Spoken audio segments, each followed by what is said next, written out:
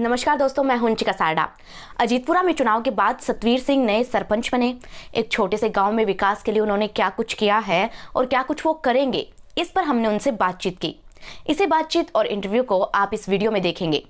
वैसे तो सरपंच बने हुए उन्हें ज़्यादा समय नहीं हुआ, लेकिन फिर भी सबसे पहला सवाल मेरा ये था कि सरपंच बनने के बाद उन्होंने क्या काम किया है, जिस पर उनका जवाब सुनिए। गांव के अंदर 10 महीनों में जी जो सड़क और नाली हमने बनाई है वो राजस्थान के अंदर शायद पहली बार अजीतपुरा गांव के अंदर जो नालियां हैं वो नए सिस्टम से हमने बनाई है, जिसके अंदर नीचे भी सीसी है और जो नाली बनाई है उसके बीच में भी सीसी की गई है 2 इंच, और नालियों के ईंटों के ऊपर भी 2 इंच सीसी की गई है ताकि ईंटें मतलब और नालियाँ टूटे नहीं, परमानेंट रहे। और जो सड़कें हैं वो भी मतलब और नालियों का लेवल के हिसाब से बिल्कुल सही किया गया है। और इन हमारी नालियों को और इनको जो सीईओ साहब थे हनुमानगढ़ से, उसने भी देखा तो हनुमानगढ़ के सभी जो स्टाफ है खुद एक्शन वगैरह वो भी बहुत प्रभावित हुए हैं। और बादरा पंचायत समिति के जो वीडियो विकास अधिकारी और दूसरे सभी हैं वो भी देख के बहुत खुश हुए, हमारे काम को देख के विधायक जी भी बहुत खुश हुए हैं। क्योंकि सिर्फ इंटरव्यू लेना ही रिपोर्टर का काम नहीं होता, बल्कि सच दिखाना उससे बड़ा काम होता है। इसीलिए सरपंच साहब की इस दावे की तस्दीक भी हमने कर ली। देखें कि पब्लिक इसके बारे में क्या कहती है। पहले दिक्कत है साहब 15-20 साल हो गया, पिछला सरपंच हमारी कोई सुनाई को नहीं करी। और एम कादो कीचड़ बहुत ज़्यादा हो, एक ट्राली तक कभी माटी को नहीं गिराई। और एम बहुत हमारा तकड़ी परेशानी होती, बरसात हो जाती है हमारे में, मतलब मैं भीड़ में हमारा सोरा की बारात भी भीड़ में चढ़ाई, कदम वहाँ गाड़ियाँ को निकली, इतनी परेशानी। ये सड़क बनी यहाँ में कोई कमी को नहीं आई, ना पानी की दिक्कत है ना आवाज़, सब में बढ़िया सड़क बनी है, कोई चीज़ की दिक्कत को नहीं। अच्छा, नया सरपंच बनाइए। तो नए सरपंच ने जो सड़क बनाई उससे कोई शिकायत नहीं है? नहीं जी, कोई शिकायत को नहीं। और नालियों की क्या दिक्कत थी पहले? नाली ही को नहीं, नाली किसी सड़क है उर तक बनेड़ी 4 फुट नीचे हुआ बंग न्यू बेरो को सड़क कटा दबरी है, पानी मारा के जोड़ भरता हो गंदगी को। वहाँ आप खड़े यहाँ को खड़ा रहे इसका और साइड में जा खड़े होना पड़ता हो। सड़क साफ 1 नंबर में बनी है, बहुत बढ़िया बनी है।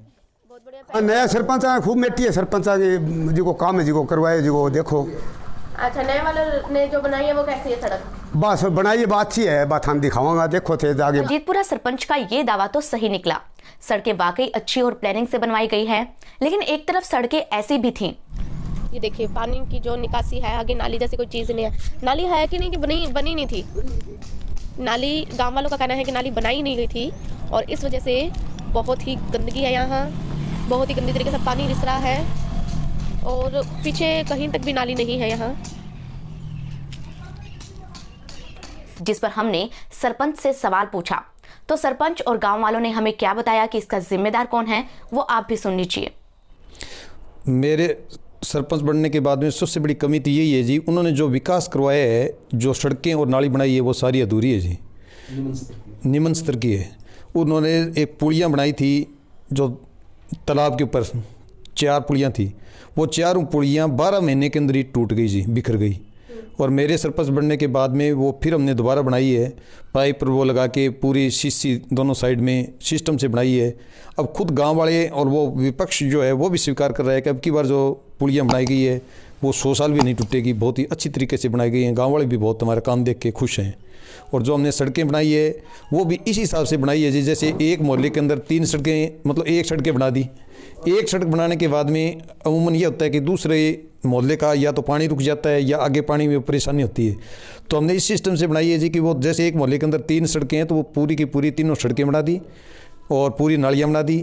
फिर उस पानी का निकासी के लिए तालाब के अंदर जो गंदा तालाब का पानी इकट्ठा होता है पूरे मोहल्ले का, उसके लिए 15 लाख रुपए नाला बना के, मतलब पूरा सिस्टम से हमने मैनेज ऐसा किया जी कि जो काम करवा रहे हैं पूरा का पूरा करवा रहे हैं ताकि मतलब दोबारा समस्या नहीं हो। और एक उनकी सबसे बड़ी कमजोरी है जी, वो ये उन्होंने ये नहीं देखा कि जो मकान पहले थे वहाँ 2 फुट उठा के 4 फुट उठा दिया, तो पहले वाले मकान है वो दब गए, उन घरों का पानी भी नहीं निकल रहा है और सड़कों का पानी वहीं इकट्ठा हो रहा है। तो जहाँ पानी इकट्ठा होगा नालियाँ रुक जाएगी तो सड़कें दोबारा बैठ जाती है। और कुछ जो उन्होंने इंटरलॉक वगैरह लगाए थे वो भी निम्न स्तर के थे, उसे वो टूट गई है।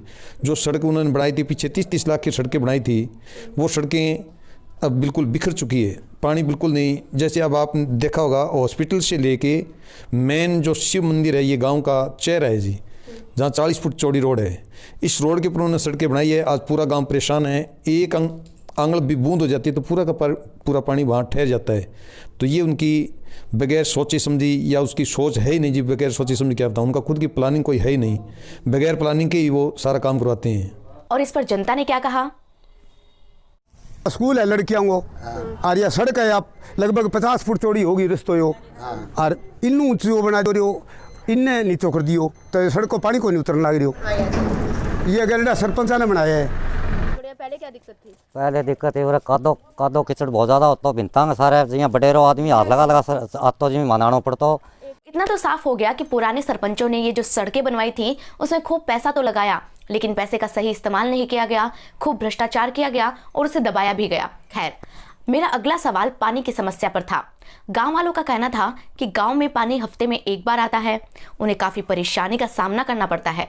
इस समस्या को वो कैसे सुलझाएंगे, इस पर उनका जवाब ये था। जी देखो, 1993 में हमारे गांव की पानी की जो डिग्गी बनी थी, उस टाइम गांव की आबादी 5000 थी। आज हमारे गांव की आबादी 15000 हो गई है, 3 गुना बढ़ गई है 25 साल बाद में, और ये स्वाभाविक था भी 4 गुना आबादी पहले से ज़्यादा बढ़ गई है। तो ये 25 साल तक वो लगातार सरपंच रहे हैं गांव के, तो उनको पहले आज से 10 साल पहले सोच लेना चाहिए था कि गांव की आबादी बढ़ रही है। दूसरी बात यह कि उस टाइम 3-4 मोहल्लों के अंदर ही पानी था, आज प्रत्येक घर के अंदर मतलब पानी पहुँच चुका है। तो जो पानी का स्टोरेज है वो सिर्फ 6 दिन चलता है। तो ये आज से 10 साल पहले सोच लेना चाहिए, पर वो सोच उनकी है ही नहीं। हमने जैसे ही बढ़ने के बाद में यहाँ गांव की पानी की स्टोरेज वाली समस्या देखी, तो विधायक जी के भी सामने रखा, पानी के जो अधिशासी अभियंता है, एक्शन है, IN है, उनको बुला के लेके आए, उन्होंने भी सर्वे किया। तो सर्वे के अनुसार हमने 6.5 करोड़ की स्कीम विधायक जी और वो तैयार कर रहे हैं। तो आगे जो डिग्गी वो बन जाएगी, तो इतना बड़ा स्टोरेज भी हो जाएगा कि आगे फ्यूचर में कोई प्रॉब्लम भी नहीं रहेगी।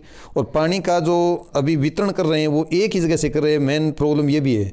तो हमने अभी पानी की 2 लाइन मतलब 2 मोटर बिछा दी है गाँव में, 2 मोटरों से वितरण हो रहा है, तो उससे हर तीसरे दिन चौथे दिन पानी आ जाता है। पर मेन समस्या यही है जी कि पानी जो नहर है वो 15 दिन चलती है, तो जो स्टोरेज है वो कैपेसिटी नहीं है, वो बहुत ही कम है जी। उसके लिए हमने मतलब अभी तैयारी शुरू कर दी है, पूरा सर्वे करवा दिया है, विधायक जी को कह भी दिया है, 6.5 करोड़ की योजना बना रहे हैं। तो आने वाले शीघ्र ही 12 महीने या 2 साल में ये पानी की समस्या ये भी दूर हो जाएगी। अब बात आती है शिक्षा पर। अजीतपुरा में कॉलेज है ही नहीं, बच्चे पढ़ने के लिए कहाँ जाएं? तो क्या आने वाले समय में वहाँ कॉलेज बनेगा? इस पर उनका जवाब सुनिए। हम तो शिक्षा को सबसे ज़्यादा महत्व दे रहे हैं जी, कि किसी भी समाज की, राष्ट्र की, गांव की, परिवार की जो प्रोग्रेस होती है वो शिक्षा से ही होती है जी। शिक्षा से बड़ा कोई धन नहीं है। शिक्षा के लिए हमने पहले से ही कॉलेज के लिए प्रयास कर रहे हैं। जो दूसरे भामाशाह है दाऊद खां जी, उसको कहा है कॉलेज खुलवाने के लिए। और दूसरा स्टेडियम के लिए भाई साहब ने मतलब अशोक चंद्रा जो खेल मंत्री है उनसे मिले थे, तो खेल मंत्री ने कहा था अभी 10 बीघा ज़मीन है, वो बना के उसके नाम से कलेक्टर साहब को दे दो, तो हम आपके गांव में 4 करोड़ का स्टेडियम बना देते हैं। तो स्टेडियम बनने के बाद में आसपास की जितने भी प्रतिभाएं हैं, तो वो खेल के अंदर भी आजकल बहुत ही ज़्यादा बच्चों का फ्यूचर है, तो उसके लिए भी प्रयास कर रहे हैं। दूसरी बात ये है कि अभी भाई साहब ने पीछे ही जो बाहर के भामाशाह है उनको भी कहा है कि कुछ तो मैं हमारे परिवार की तरफ से करता हूँ, कुछ आप करो, साहब सरकार के ऊपर निर्भर नहीं रहना अपने को। गाँव के जो भामाशाह है वो सारे मिल के भी जैसे ही 1 करोड़ का या 2 करोड़ का जितना भी फंड इकट्ठा करते हैं, उसे विशेष तौर से लड़कियों की शिक्षा पर, एजुकेशन पर और लड़कों की एजुकेशन पर कोचिंग सेंटर है और इस पे विशेष ध्यान देने के लिए कि ऐसे आगे 10-15 आदमी हैं या जो पढ़े लिखे युवा है जो आगे हमेशा रहते हैं, एक्टिव सक्रिय है, उनका क्लब बना दिया जाए और क्लब बना के उसको पैसे को मतलब इस तरह व्यवस्था की जाए कि बच्चों की ज़्यादा से ज़्यादा शिक्षा का लाभ मिले। आखिर में मैंने पूछा कि 5 साल बाद वो अजीतपुरा को कैसा देखना चाहते हैं और अजीतपुरा की जनता से वो क्या वादा करते हैं। तो उन्होंने कहा कि हम तो ये चाहते हैं कि आने वाले 5 साल के अंदर अजीतपुरा एक आदर्श गांव होगा। वादा ये है जी, आने वाले 5 साल के अंदर जो हमारा गांव है वो दिल्ली में एक आदर्श गांव और टीवी पे भी आएगा। अजीतपुरा की एक अलग पहचान होगी। दोस्तों, इस वीडियो पर असली राय तो जनता जनार्दन की होगी, इसलिए कमेंट सेक्शन में आप मुझे अपनी राय जरूर बताएं। ये वीडियो आप अपने पास सेव करके रख लें, क्योंकि आने वाले 5 सालों के लिए ये वादों का एक पिटारा है। बेशक इस गांव के नए सरपंच के पास दोहरी चुनौतियां हैं, क्योंकि एक तरफ उन्हें पुराने सरपंचों की गलतियों को सुधारना है तो दूसरी तरफ विकास भी करना है। लेकिन उम्मीद ये है कि नए सरपंच गांव में विकास करेंगे और अपने वादों पर खरा उतरेंगे। बहरहाल, आपकी क्या राय है आपको किसका काम ज़्यादा अच्छा लगा हमें कमेंट सेक्शन में ज़रूर बताएं। इस रिपोर्ट को ज़रूर शेयर करें। दोस्तों, मैंने अजीतपुरा के नए सरपंच का सिर्फ इंटरव्यू ही नहीं लिया, बल्कि एक जिम्मेदार पत्रकार होने के नाते उनके दावों की तस्दीक भी की। मेरी हमेशा ये कोशिश रहती है कि आपके सामने सच लाकर रख सकूं। अगर आपको मेरी रिपोर्ट्स पसंद आती है तो मेरे YouTube चैनल को सब्सक्राइब ज़रूर कर लें। आप अपने मुद्दे मुझे कमेंट सेक्शन में या फिर फेसबुक के इनबॉक्स में भी बता सकते हैं। मुझसे जुड़ने के लिए मेरे फेसबुक पेज को लाइक कर लें। इस रिपोर्ट को ज़रूर शेयर करें। अपना ख्याल रखें, स्वस्थ रहें। धन्यवाद।